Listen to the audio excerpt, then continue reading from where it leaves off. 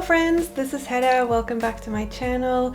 You already know from the title what this video is about, but let me just backtrack a little bit and give you the backstory. So a couple of months ago, I posted a story to my Instagram basically asking you which notebook you'd like to see me review next. And the one that got the most votes was Amanda Rach Lee's newest notebook. But I didn't actually have her notebook at the time, so I kind of just put it in a drawer in my brain and put it away for a later time when I would have the opportunity to buy one of her notebooks. But then I was talking to Amanda on Instagram just a couple of days after that, and she offered to send me one of her notebooks to try out. So here it is.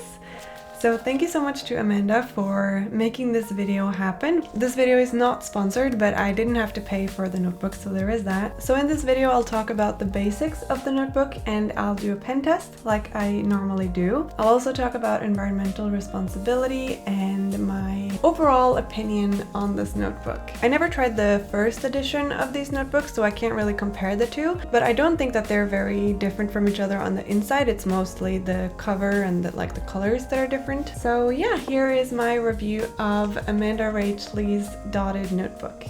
First of all, let's go through the basics. The notebook that I got has a lilac color. It comes in 4 other colors as well. The cover design is the same on all of them. The icons on the cover represent each of the monthly themes in Amanda's doodle planner. I quite like this pale lilac, but it is almost white, so just keep that in mind. The pictures online are slightly more saturated, I think. The cover is fall leather and is very similar to the Macy Lane Co. notebooks in texture. The notebook has 160 pages with bright white paper. The edges of the paper are colored, so they blend with the color of the cover. I think this is a really nice touch. The paper is 160 GSM and it has a dot grid design with light gray dots. It's bright white, as you can see when I compare it to other notebooks that I have collected over the years. When it comes to color, it's quite similar to Notebook Therapy, Macy Lane Co., Archer and Olive, Scribble and Dot, etc. It has an elastic to keep the notebook together and a pen loop. The pen loop is black and not lilac like the elastic band, which I know some of my viewers won't like. I don't really mind, but then again, I rarely use the pen loop anyway. There is a pocket in the back to store stickers or papers or whatever you need, and there are 2 page markers in a matching color to the notebook. One of the page markers has a cute charm at the bottom, which makes it a little bit heavier. I've only ever seen Archer and Olive do this, and I think it's a really nice touch.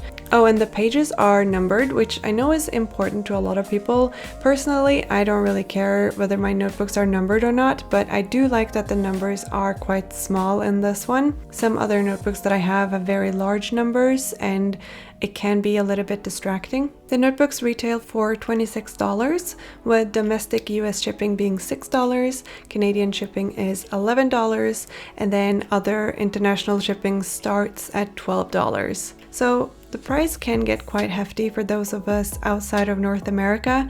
We also have to consider customs when it arrives in our country and VAT and all of that. But then again, other notebook brands are more expensive than this, and I think a lot of people are positive towards spending money on a notebook that they really like, since it is kind of a life companion.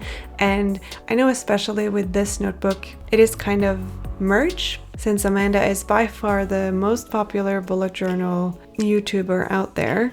So let's move on to the pen test. I did my best to copy Amanda's logo here at the top of the page before starting my pen test. I tested a bunch of different pens and markers, and if you watched any of my other notebook reviews, you'll know what's coming. First up is my fountain pen. This one is a platinum preppy with black ink. It wrote quite smooth and I don't really have any complaints about it. Next up are a couple of highlighters from Zebra and Iconic. I went over twice with each of these to see if it would make a difference, but it didn't really matter. Neither of them even ghosted, and they look really nice on the paper. Arguably the most important section, this is where I'm testing some brush pens. I first tested a couple of black ones, the Tombow Fudenosuke and the Copic Gassen Fude. I noticed a tiny bit of feathering with the Copic Gassen Fude, but nothing really major. I test this one because it's quite juicy, and that's probably why it feathered a bit as well. I also tested a Tombow dual brush pen and the Sakura Koi coloring brush pen, since these are very popular in the bullet journal community. I didn't have any issue with either of them. The next section is paint pens, and here I tested the Molotov liquid chrome as well as an Archer & Olive acrylograph pen.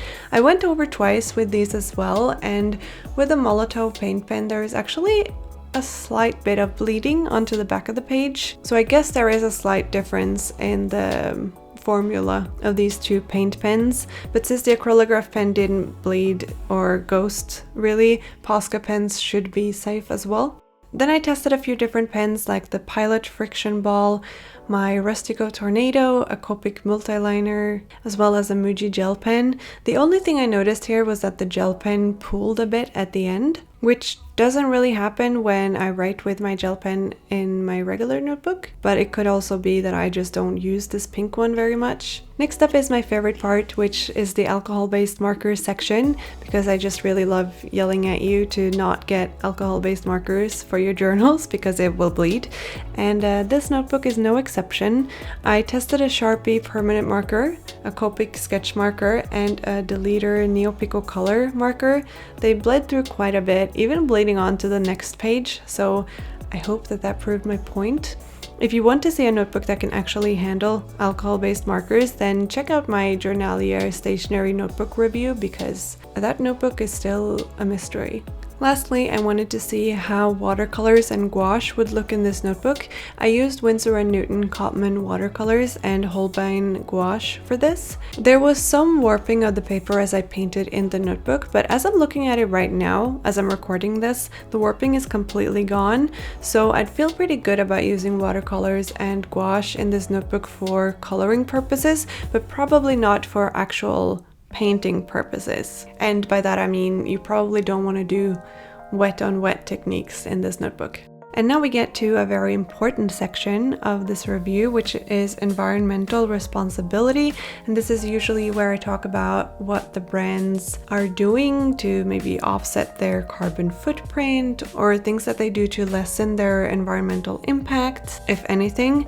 But Shop Amanda Rach Lee's website doesn't actually mention anything about environmental responsibility, so it's really hard to say anything about that. The notebook came wrapped in plastic, as you saw, but the belly band is made from paper. But yeah, that's really all I can say, because there's no info about where they manufacture their notebooks or where they source their materials. I hope that that's something that they can add to their website in the future, be a little bit more transparent about that. As for my final thoughts on this notebook, I think that one of my favorite things about the notebook is the little charm on the page marker.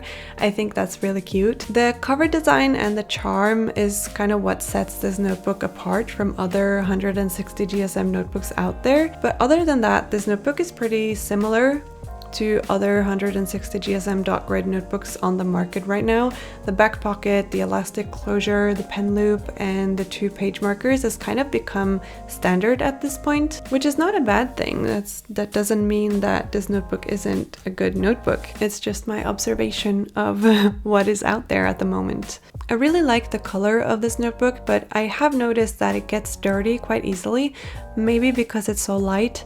Even just taking it in and out of my bookshelf has made it a little bit dirty, and the black belly band did leave kind of a gray line. Personally, I think that notebooks should look used when you're using them, so I wouldn't be deterred from loving this notebook even if it got super dirty, but I know some people would prefer to keep their notebooks pristine. I know that Archer & Olive has some clear plastic notebook covers that will fit any A5 notebook, so if you're worried about your notebook getting dirty, that's something you could look into. I'll leave a link in the description box if you want to check that out. Lastly, I just want to say that I think it's amazing that Amanda has her own stationery brand at such a young age. I can't even imagine the workload that she has to go through every year to prepare not only the notebook design, but also the doodle planner, which of course is a ton of work. So kudos to Amanda for working so hard to make her brand grow, and for being such a positive presence in the journaling community. And that's really all I have to say about that. Thank you so much for watching this video all the way to the end. If you're interested in watching more notebook reviews, then check out the playlist I have linked in the description box. I have a lot of notebook reviews to hopefully help you find one that is right for you. And if you've tried Amanda Rach Lee's notebooks for yourself, let me know in the comment section what you think about it. I hope that you're all having a lovely day, and I'll see you next time. Bye!